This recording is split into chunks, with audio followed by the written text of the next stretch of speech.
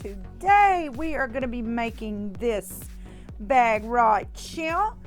And this is a pretty big bag, but I gotta tell you, to be honest, I sized it down. When I originally, the pattern that I originally made that I posted was just outrageous. I actually started working on it, got the outside of the bag almost done, and it was so overwhelmingly big. I mean, you could fit twin toddlers in it. It was just ridiculous. But anyway, I had a request a while back to do a knitting bag, but I don't knit, so I decided to make a bag for my small camera gear. You can see I can get my little tripods in here, my little cameras and all my little pieces and batteries and all of that.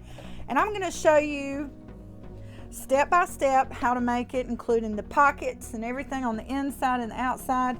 It's even got two nice big pockets on the outside. So, you know, if you do make it as a knitting bag, you can put your needles in here and all kinds of stuff. So, let's get started. Okay, so you can see here, this is the drawing of my pattern, and we're going to do a two-fold. You're going to have the side fold and the bottom fold, and I'm measuring out the dimensions that I picked for this bag. And what I'm basically going to do is, once I've drawn that out, I'm drawing it on there with pencil. I do have it on the wrong side of the fabric so that it doesn't show through, but I wanted to use pencil because I wanted to make sure that I could see it. And I'm drawing out my pattern, and once I've got that done, I'll cut it out. And you'll notice there that it is a side fold and a bottom fold. So everything that for the dimensions of your bag are going to be half once you make that pattern on those folds. And this took approximately 1 yard of fabric for each piece. That includes the outside of the bag, the lining of the bag, and the interfacing. And I did use some buckram to kind of stiffen it up a little more. You'll see that later in the video. And I will post the dimensions of this bag on my Facebook page so that you can get a better idea of those. I'll post a copy of that drawing that I did. But you see, when you open it up, you get this kind of a T shape, and that just makes, for me, in my opinion, a sturdier bag. I love making a bag this way. So I've got my fusible interfacing, and it is the exact same measurements as the bag, and I'm just going to press it on there really quick. You can see I've got that done.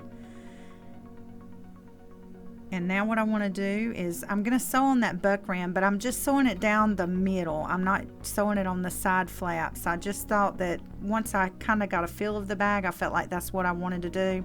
Now that seam will show on the outside, so you want to be pretty neat with your sewing here because it's going to show up. But it didn't really make a big deal in my finished bag because the white thread doesn't really show up a lot on the outside of that light blue bag. So I'm just going to sew that around the side edges. Now the next thing I'm doing here is I'm going to make that big front pocket, and I'm going to fold over on the bottom and the top of the pocket, and I'm going to do about 1/3 of an inch first, and then 1/3 of an inch again. And I'm going to do that on both ends. And then for the top edge of the pocket, I'm going to go ahead and top stitch that before I attach it to the bag.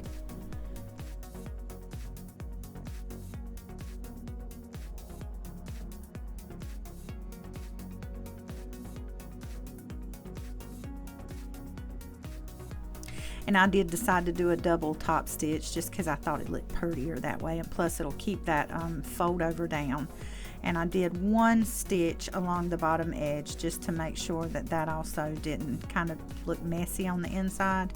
So you see I got that there. Now I'm going to attach it to the outside of the bag, and I'm attaching it about 1 inch from that corner bottom where the front of the bag and the side flaps are going to meet when you sew them together. I didn't want to do it right along that bottom edge, so you just kind of eyeball it, make sure you got it in a good place.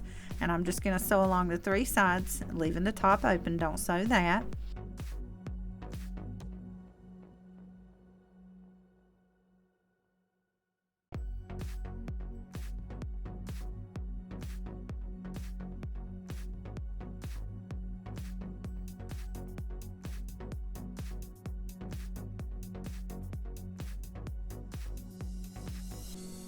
And now what I'm going to do is I'm going to measure right down the middle of this pocket, and I'm gonna measure the top down the middle and the bottom down the middle, and then I'm going to draw a line and I'm going to sew that. And you really do want to do this step, because if you just leave one big wide open pocket, it's liable to sag, and it's not going to look very pretty after a while. So I wanted to make sure I put a split in that pocket. Plus, for me, it was essential for little things that I wanted to carry in the pocket, and it'll hold much better when it's two pockets instead of one great big pocket.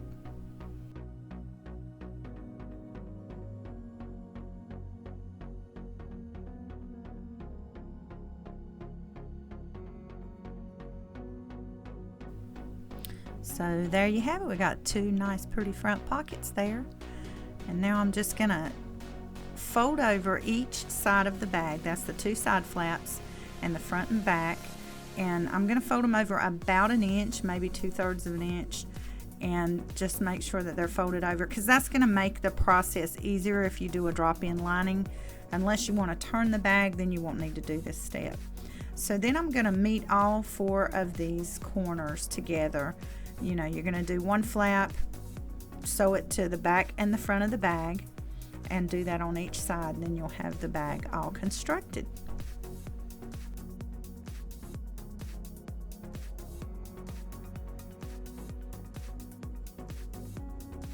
If for some reason you get to this step and you start matching those sides up, and one of your folded pieces that you pressed on the top is a little uneven with the other one, just tighten it up, fix it up.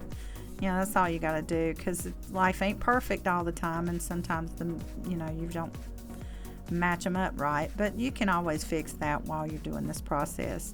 I love the way these bags look, by the way, with that one piece being the whole entire bag. It just looks so much neater. It comes out better. There's no bottoms to square off or anything like that. It just looks so pretty. I really like it. Can't say enough how much I like it. I was excited to make this bag for myself. Okay, so for the inside, the lining of the bag, I'm not going to add any interfacing or anything. I'm going to go ahead and do the straps here, because I'm going to need to get this step done and have it ready once I'm ready to construct the bag. So I'm just taking about 3 inches wide by, I think it was 32 inches that I did for each flap. And I like to cut the interfacing out for this. You'll notice I did that and press it onto the fabric and then cut it. It just seems to come out so much neater. For some reason, if I cut the fabric out and then try to match the interfacing, mine always look kind of wonky, so I like doing it this way better. And then I'm just going to do a little fold, and I'm going to fold them over until they're about 3/4 of an inch wide. And I just make sure as I go along that they both match, that they're both about the same width. And I'm going to fold them on their side, and then I'm going to stitch down both sides and then stitch down the middle just to make them look really pretty. Actually, I didn't do a middle stitch. I just did the side. I did that open side, and then I did the folded side so that it would look like it matched up, when you're all finished. See me adjusting the camera there. I was having a little trouble with that camera being on the table. It just wanted to bounce off with this machine on there. So anyway, that is the straps.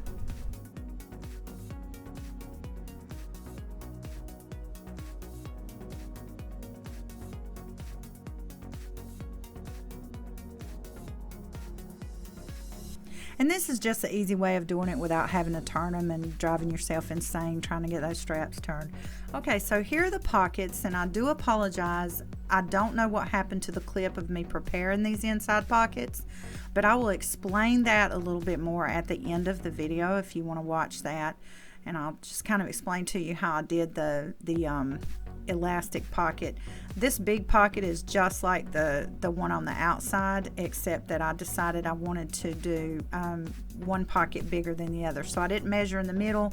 I just measured however, and that's how you can do, unless you want to do it in the middle the way I did the outside.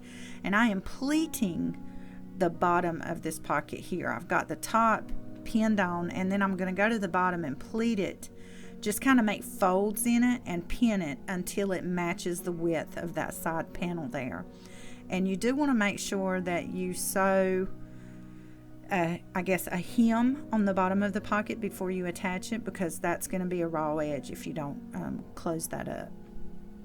And I'm going to sew those pleats, and then I'm going to sew down all the two sides, and there you'll have your elastic pocket. And then I did just a simple pocket, and same thing, you want to make sure that you fold the top and the bottom and stitch the top before you attach it. And I just, you know, you saw me cut it there, it didn't match exactly, and I went a little bigger in case, because you just never know. So always measure a little bit bigger with something like this. I wouldn't recommend doing that with clothing, but with bags it always works out better for me. So now I'm just constructing the sides of the bag, the lining, and getting all that together. And I did the same thing as I did with the outside. I pressed the top part before I put it together.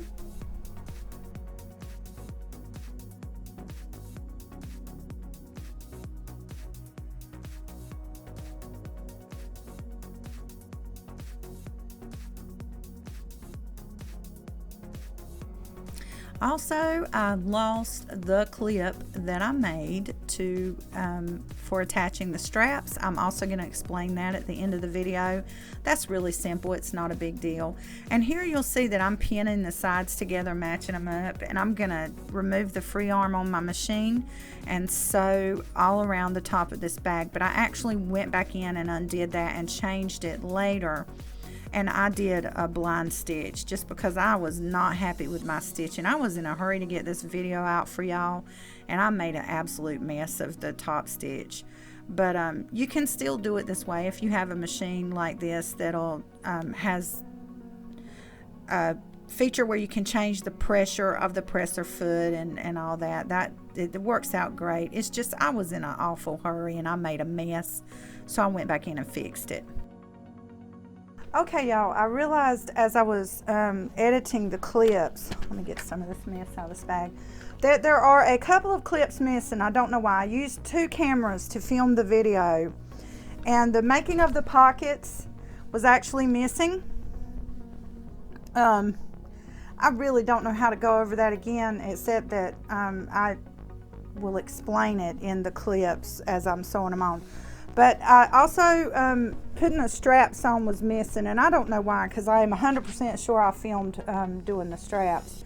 But so what you want to do, I'm going to tell you right quick to put the straps on, is what I do is I measure from each front seam line of these sides here to the middle. And I get to the middle, and from the middle on each side I measure 3 inches. And at that 3 inches, I put the strap on the inside of that mark, and that's where I sew it. Also, I'll just tell you honestly, the other thing that I did was I went and undid the, I don't know why I'm talking so loud. I went and undid the inside, the bags where I sewed it, and you saw that I machine sewed it, and I actually ended up doing a blind stitch. And I just liked it better. It was really sloppy, it's always been a weakness of mine, I'll admit that. Doing that drop-in lining, it seems like the more knowledgeable I got with sewing, the harder it got for me to do some things. And that's one of the things, is that I just couldn't, sometimes I can't get that neat. But the good thing about having like the Viking, a machine like that, is that you can set the pressure for the presser foot and the tension, and it usually will help. But I just don't, maybe I was in a hurry because I was really trying to get this video out for y'all. I can tell you about the elastic pocket. I actually did it the way I did it was I made a casing for the elastic, and that's just one fold over. Well, I did 2. I did a thin fold over, pressed it, and then folded over about 1/2 inch so that I could fit that elastic in there. I fed the elastic through. I sewed it on each end to keep it in there, and I did about double the size, or about 1.5 times the width. So the width of the bag was like 4 inches on the sides, so I did like 6.5 inches, and that's how wide I made it. And then at the bottom I pleated when I put it on that side panel to sew it on. You want to fold that under as well, because it's going to be a raw edge, because you've got that whole bag is one whole piece, so there's not going to be anything sewn together on the bottom sides, and so you need to fold under your pocket pieces on top and bottom. On the sides it's fine because you're going to sew that through, but you want to fold under and press the bottom, and you know, make sure that those don't have raw edges. But then I pleated the bottom with pins. I just kind of made it fit that panel, that 4-inch panel that was going to be the side panel once I sewed it. And I did a pocket, as you could see in the video, the same as the outside. I did a big pocket that was the width of the bag and then put a split in it. And I didn't do it quite in the middle. I wanted it to be different sizes. So there's that. I hope you enjoyed this little tutorial. This is what you end up with. Now I will tell you, see here, I've got that, this is where that big elastic pocket is, and I've got it packed full of little stuff. I've got like my phone tripod holder and a couple other things in that pocket, and it kind of pulls the bag down. So I don't know if that's an issue for you, then you might want to try to think of another way to do it. I'm not going to go over that in this video. I hope y'all enjoyed this little tutorial. I'll see you for the next one. Peace, y'all. Bye bye.